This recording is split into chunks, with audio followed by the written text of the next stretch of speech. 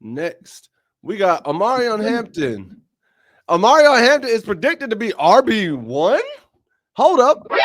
Not surprised. Hold up. Omarion Hampton. So remember when BB came in, some were asked to leave. Yeah. It's true. Yeah. Because some were just like, because the thing about it is, if you aren't gonna buy into the system, if you're not gonna buy into what coach is saying, yeah, just go. You don't need to be here. You don't need to be here. Like Doug said, Dion did the same thing in Colorado. If you don't feel like investing and buying into what I'm trying to do here, then you don't need to be here. You can leave. If you're not investing into what I'm saying, it's like if you're not invested into what I'm saying or what any of the coaches I have hired to say, if you're not going to listen to them, that means you're not going to listen to me. And if you're not going to listen to me, you're not buying into this program, and you're not going to listen and help your teammates out either. It's going to be a distraction at the end of the day. It's like, so just go ahead, take yourself, and go on to a spot that's better for you. And with the way the transfer portal is now, it's a whole lot easier, and you don't lose a year of eligibility. At all. So like, you go ahead and do what you got to do. Just step on, bro. Hey, but Omarion Hampton predicted. Omarion Hampton is predicted to be RB1 out in LA, man. Should we pull up this video and talk about it? Let's go with it. All right, if I'm gonna be real with you, I'm not surprised. Oh no, like depending, because I don't. Right? Yeah, he went to the Chargers. So yeah, with that running back competition is not stiff. Yeah, hold up. Like they brought him out there for a reason. Up here real quick. Only reason ads doing ad things, because YouTube was always gonna do that. All right, what? This man's whole lighting and everything changed. I don't know what happened. What are we doing here? Hampton is a complete stud. This is facts. There we go. There we are. All right. He was the top running back in the nation for no reason. Big fact. Never a little one. All right, here we go. So where is it? Should be around like. Will be an RB1. Because I want to say I saw it at one point. I think it's like this Chuba. After they got him in the Panthers at it, it's crazy. First of all, Chuba, wasn't it? Yeah, that was Chuba. Okay, I was about to say. Here we go. Here we go. Yep. Chuba Hubbard when we saw the list, but it is actually a rookie running back. It's a first-round running back, and it's none other than Omarion Hampton, the running back out of North Carolina. I mean, Ray, just on draft day alone, a couple days later, you see the pictures of Omarion Hampton. He is a unit. And oh my goodness, is he going to bring a lot to this Chargers offense? The Chargers did sign Najee Harris. And so there are going to be some concerns who's the lead running back. But from the clips alone here, you can see this is a running back that is going to take every opportunity he has, not just on the ground, but just look at that boy as well, and show why he is the primary running back for this Chargers offense. He's going to have a lot of touchdown opportunities early in the season, but Hampton's going to do enough on the ground, through the air, and making big plays that I believe he can be a potential sneaky RB1. 1,600 rushing yards last year. Yards after contact, catching out the backfield. So they projecting this man 831 rushing yards, 32 receptions, 7.5 touchdowns, probably 23rd running back in the nation. And all right, 23rd running back ain't bad. In the league. That is not bad. Very dominant in this Chargers offense that should have a much improved offensive line in year 2 under Jim Harbaugh. So I'm gonna say this because I remember seeing him when they came to Clemson the year before last. Bro, anytime he touched the ball, it was always a potential that it's always a potential big play. It's always a potential big play. Like it is the bad play he had that whole game was that fumble he got caught on at the 1 yard line that 2 years ago. That was the literal only bad play he had the whole game. Omarion Hampton is a very. I'm gonna say this, Omarion Hampton, and this is coming from like a Panthers fan standpoint, reminds me of a lot of prime Christian McCaffrey, but more of a physical running back. So like he had Williams, kind of like that. Like he has the ability to be a finesse back. Like we just saw the clip. The man can be a finesse back, make you miss, no problem. But he is more physical in that, hey, yo, I will run through you. I don't care. I can pass block. I can help lead block. I'm a great runner in between the tackles, out on the edge. I can be a receiving back, and I'm not afraid to just – I can beat you on speed, but I'm not afraid to just run through you. And I'm not afraid to just go through you 100%. And I like that for him. And those are qualities, the qualities that you want in a running back. Oh, for sure. And then the fact that it's him and Najee Harris. No shade, but this ain't Najee Harris' first few years in Pittsburgh. This ain't the Najee Harris that we was like, hey, yo, Omarion, you might not be getting a start for like a year or two. Like this ain't brand new to the league, Najee Harris. People still trying to figure you out, Najee. Now this is we got him pretty much figured out. But most defenses will come and get you. Now, I will say, in Najee Harris's favor, though, he is in a much better spot offensive line wise compared to where he was in Pittsburgh at this point. I mean, yeah, but we all know he's also running backs. We all know running backs, like their careers are not as highly valued. So Najee Harris is viewed to be closer to the end of his career as opposed to other like positions. And then you think about it this way, you have Justin Herbert who's hitting his stride. You have Harbaugh who's going into his second year in coaching. You have Ladd McConkey coming into his own. Now you add an Omarion Hampton into the mix. Oh yeah. So that offense, bro. Because you got to remember what the Chargers did with two running backs that everybody thought was done last season.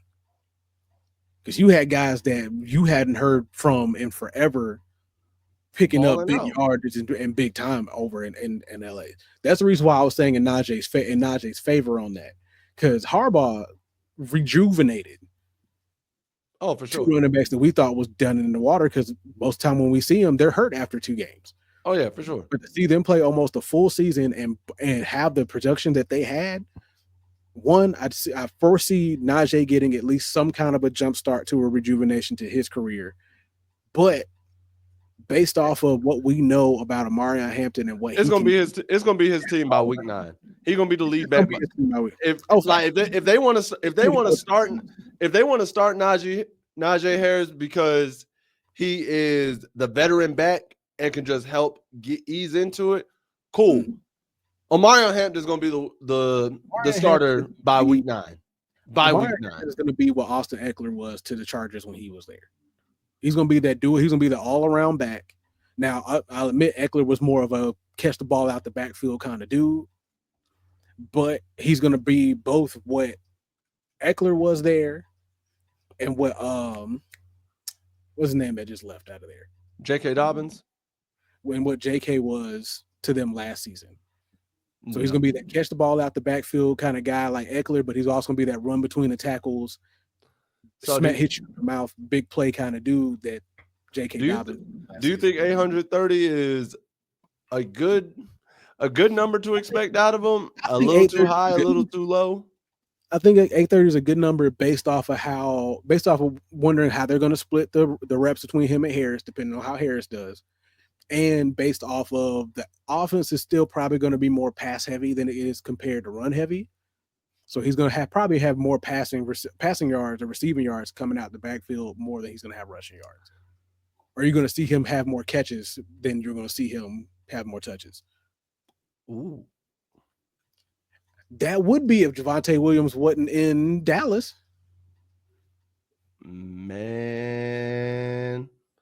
I ain't gonna lie. That as a young core, that's actually nasty. Like I'm not gonna lie. If you were to get that as a starting, like those are your running backs, like starting out, that's a nasty core to have, bro. I would say it's a nasty core to have if Javonte can stay healthy. If Javonte, you can say that for anybody though. No, because that's been his problem the last 2 seasons is that he hasn't been able to finish the season out well. Yeah, Because and you could have said, and here's the thing, you could say that's why we said the same joint for Christian. No. That's why McLaughlin took his spot last season. Javonte Williams was the starting running back going into the season last year, but because he couldn't stay healthy and produce, McLaughlin, a rookie, came in and took his spot last year. I'm not saying that because I know we could say it for anybody. Christian McCaffrey can't really be replaced.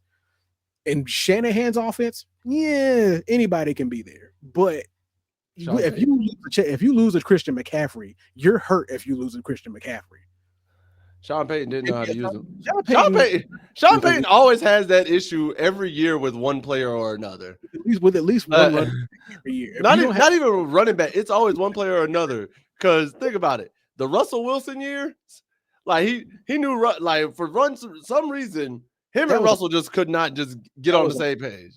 It was weird. Because he came in before he left the commentator job. Yeah. The first thing he said before he left was, "I wouldn't stand for that with Russell doing all of what he's doing." That was on purpose. They fought each other on purpose. Russell didn't like Russell. Sean wanted Russell out of there, and that was the easiest way to do it, to make him look terrible.